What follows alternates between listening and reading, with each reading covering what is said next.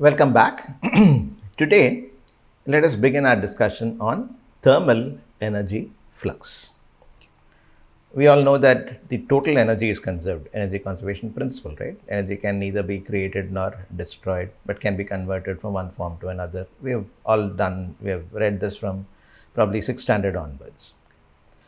In this chapter, we will focus on the transfer of energy as heat, okay, or thermal energy for short, across system boundaries, with the clarity that the thermal energy, a form of energy, is not conserved, right?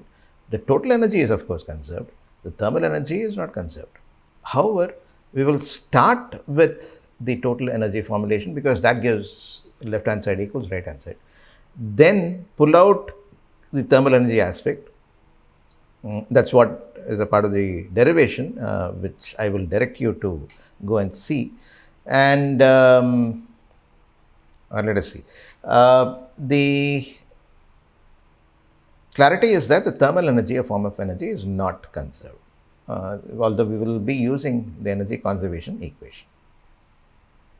We already know that the thermal energy or heat energy transfer can occur by three mechanisms. This again we know from high school.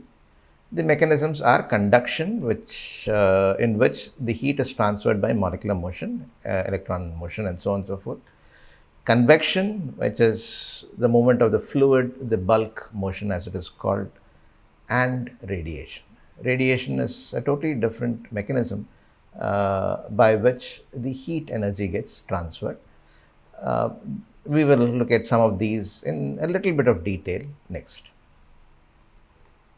So, the mechanisms: conduction is transfer of heat due to molecular processes, and we've already seen that constitutive equations which constitutive equations govern some of the fluxes.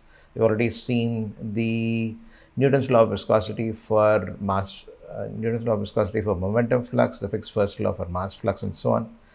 And those processes were also molecular processes, and therefore you expect the heat transfer being a molecular process through conduction alone, that something similar would be applicable. Okay.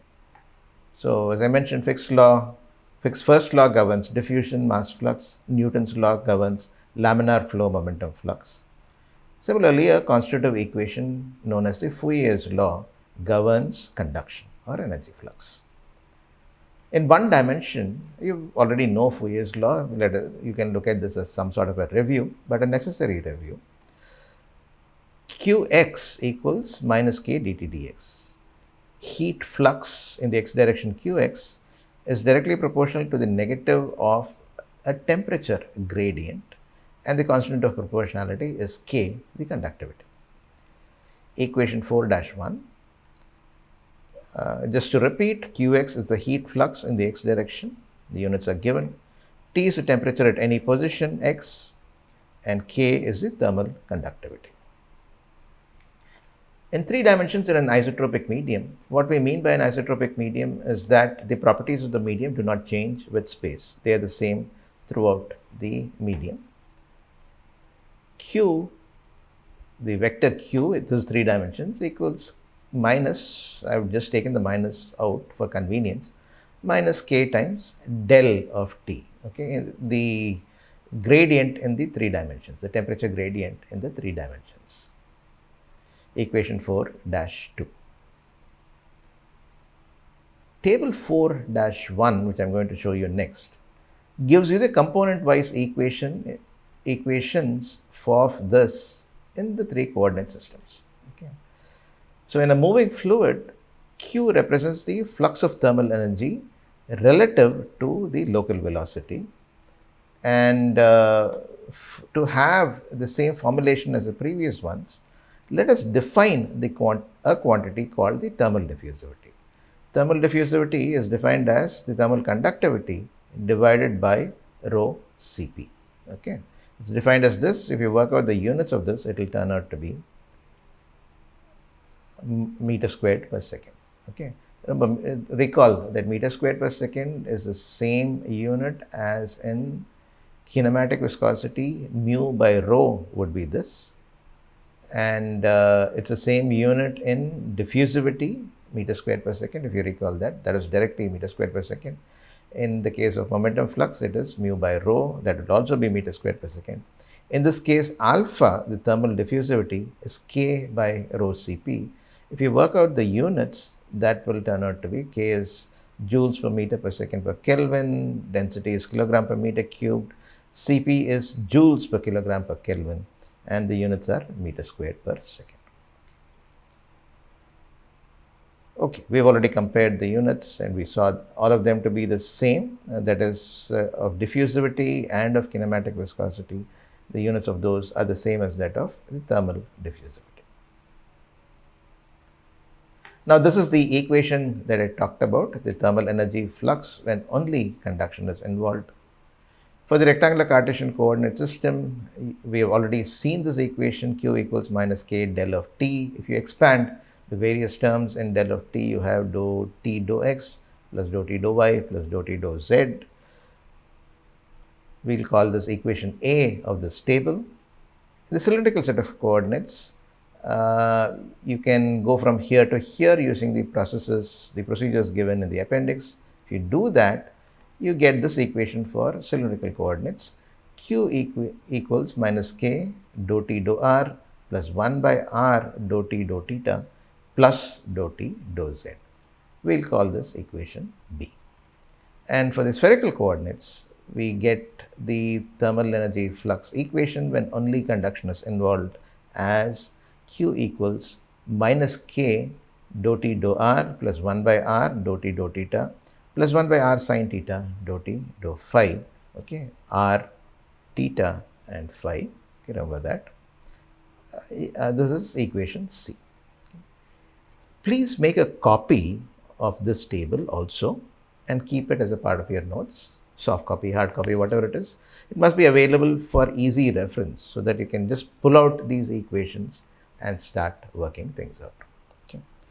Can you do that, please? Now, that was conduction. There are two other mechanisms of heat flux, right, or heat transfer. Convection is flow-induced heat flux, okay, bulk flow, as I said, or convective flow. That's where convection comes from. Two kinds of convection exist. One is forced convection, where the heat transfer due to which refers to the heat transfer due to flow generated by an external means, such as a pressure gradient caused by a pump or a blower. Okay, you have a pump that moves the liquid or moves the air. You have a fan that moves the air. That is forcing the convection. So that's called forced convection.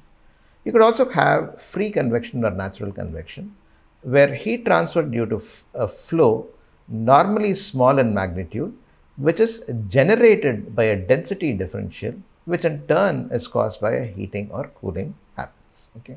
In other words, you heat a part of the liquid, not another part. The heated part, the density goes down. Since the density is lower, it starts to move up.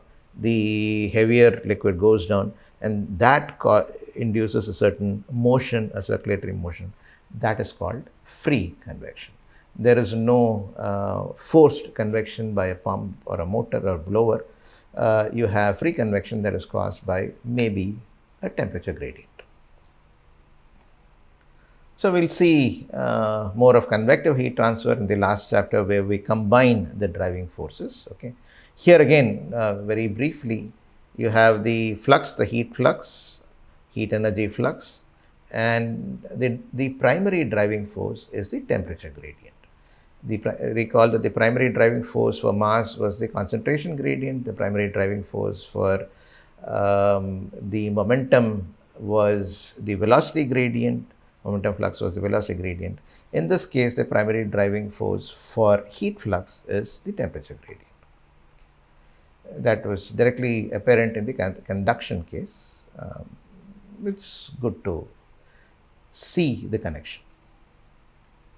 Now, radiation is a different mechanism altogether. Okay, you don't have the equivalent for the other conserved quantities that we are looking at in this case. Yeah, or at least you don't have the equivalent for mass and mass flux and momentum flux as radiation. Okay. Radiation is heat transport through electromagnetic waves. From the early courses in physics and chemistry, we know that the transitions of electrons between the various energy levels when it absorbs radiation in an atom result in the emission of radiation. Okay, it absorbs, goes to a higher level, then when it emits, there is radiation that comes out. Thus, any substance at an absolute temperature of T, which is greater than 0 Kelvin, will emit radiation over a range of wavelengths. Okay? That's a necessary thing to happen. Further, when any electromagnetic energy is incident on a surface, it will absorb the energy due to its electronic transitions. That's what I mentioned earlier. When the energy is transferred as heat through radiation, say from a body to its surroundings, the radiative flux is given by something called a Stefan-Boltzmann's law. This also you'd have done in higher secondary school.